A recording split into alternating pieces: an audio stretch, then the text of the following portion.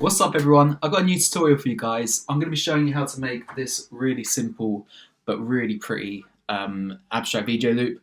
I think it looks really cool, to be honest, and it shouldn't take you guys too long to make because we're mostly just using modifiers, so it's a really simple process. On a side note, if you do make this render or a variation of it, feel free to tag me on Instagram. Just share it to your story, tag me in it, and I'll repost it because I'd love to see what you guys are doing with the tutorials I'm putting out. Right, on with the tutorial. Right, so once you've got Blender open, we're just going to hit A on the keyboard, so you select every object in the scene, and hit X, and then we're going to delete everything so we can start fresh. Now hit Shift A, add a mesh, and we're going to add a cone. Now if you come to your modifier section here, we're going to add a modifier, and we're going to add a wireframe modifier. So come to your transform settings of your cone, and we're just going to bring the scale down and just squish it down on the Z axis. We'll bring it down to about 0.06, so it's a nice flat cone. Now if you come back to your modifier section, I'm just going to drop the thickness down to about, we'll set the wireframe thickness to about 0.003, make it a nice thin wireframe. Now hit Shift A, and we're going to add a camera. So come down to camera, click, hit Alt R, so we reset the rotation.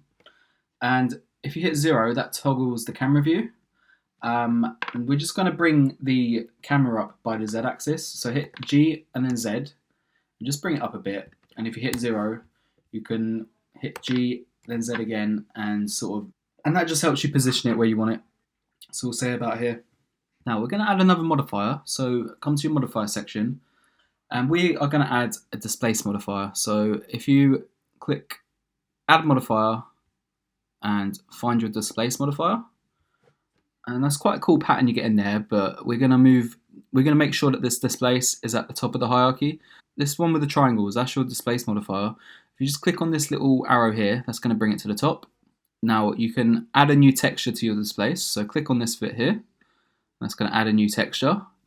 And if you come over here to your texture settings, we can use a texture to affect the displacement of the object. But we're actually, for this one, we're going to use the wood texture. So select wood, and we're going to change the pattern to ring noise. Now change the size to 2, keep the turbulence as 5, and leave the nabla where it is. Now that we've got our displacement set up, we want to make it symmetrical, because obviously it looks a bit wonky right now. So come to add modifier, and we're going to add a mirror modifier. Select that. And now if we scroll down on your modifier stacks, we're going to select every axis, and then we're going to select bisect on each one. Now we have a symmetrical object. So if you zoom in, you'll see it's completely symmetrical. However, the hierarchy is quite important with your modifiers, so I think it looks better with the wireframe just after the mirror, so then you get sort of a ring around it. I think that looks a lot better. Right, now we're going to start adding some movement to this object. So if you just drag this bit up, this is our timeline, just drag that up, and we're going to make this a 5-second animation, assuming that you're at 24 frames per second. We're going to change the end length to 120. We're going to use an empty to essentially animate the displacement of the object. So if you hit Shift A, add an empty, we'll add an empty cube.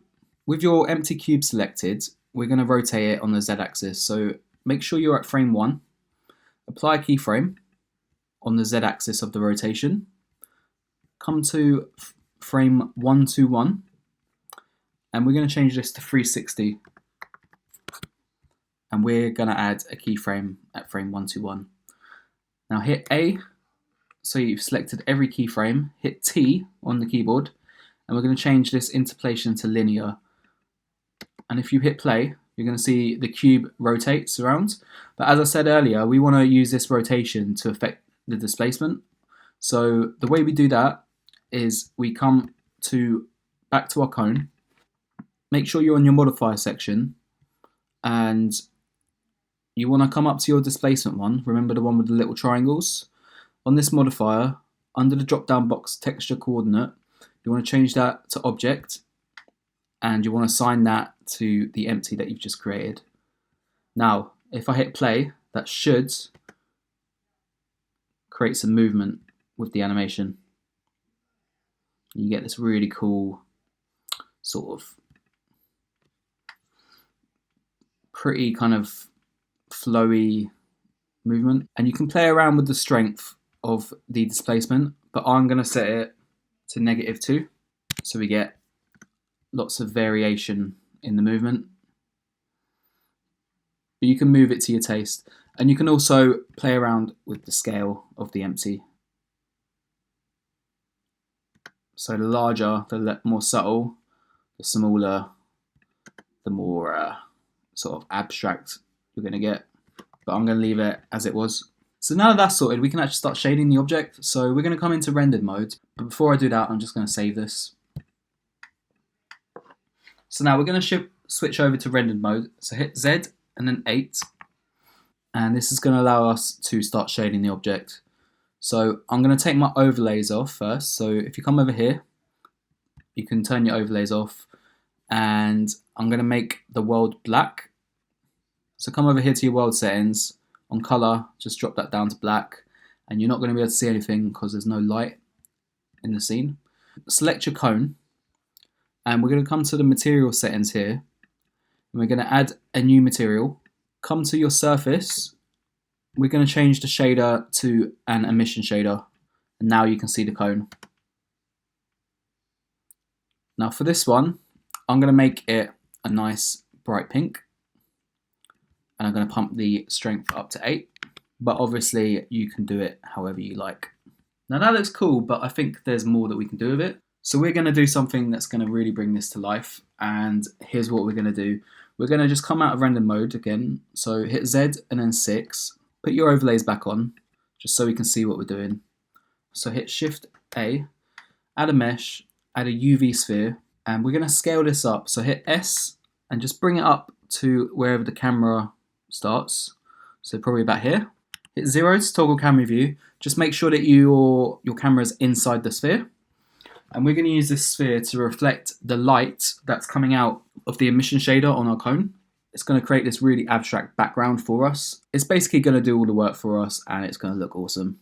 We're going to come back into render mode. So hit Z and then 8. Take your overlays off. Make sure you got your sphere selected.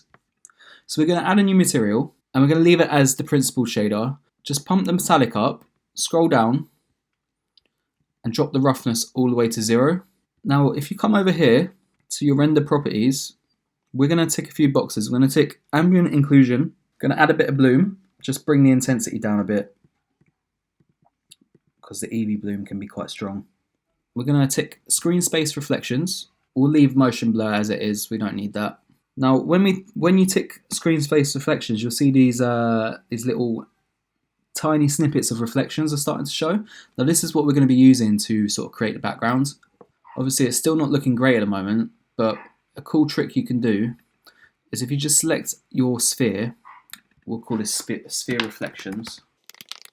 Just select that, come to your transform settings, but if you pump the scale up on the Z axis, you'll start to see it really starts to come to life with the reflections.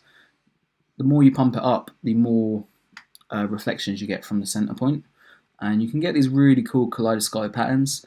But we're going to do something even cooler with this. So if you hit play, see how that looks. So it's quite cool, isn't it? Now I'm just going to come back to my shader and I'm going to just bring the base color of the reflections down to more grey and pop it about there.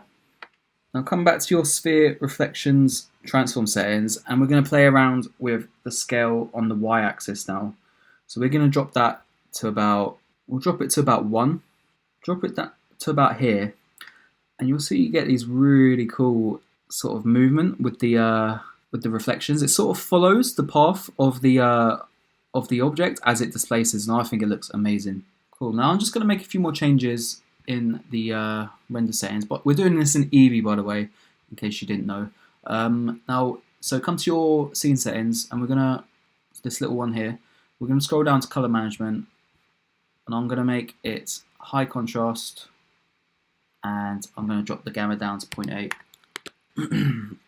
and you can still play around with your color settings as well if you want on your cone. It doesn't have to be pink, you can make it more blue if you like,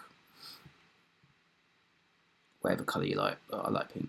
Right, only thing to do now is to render your animation. So if you come to this little thing here, just come down to output, find somewhere that you want to save it. So we're going to save it. I've got a little folder set up for my tutorial projects. Change this file format to FFmpeg video. Encoding, we're going to set that to MPEG-4. Leave the video codec as it is. Output quality, we'll put perceptually lossless. And just come to render and hit render animation, and that's it, you're done. Right, thank you guys for watching. I hope you enjoyed the tutorial. Like I said, it's a really cool animation. It loops seamlessly and it's really pretty to look at as well. I really like this one. If you did like the video, please leave a like and subscribe, as it really helps me grow the channel. If you do want to grab the project file or the final render, there'll be a link on my website where you can also find loads of free content like tutorials, VJ loops, and some music I make, and you can find that at nebmotion.co.uk.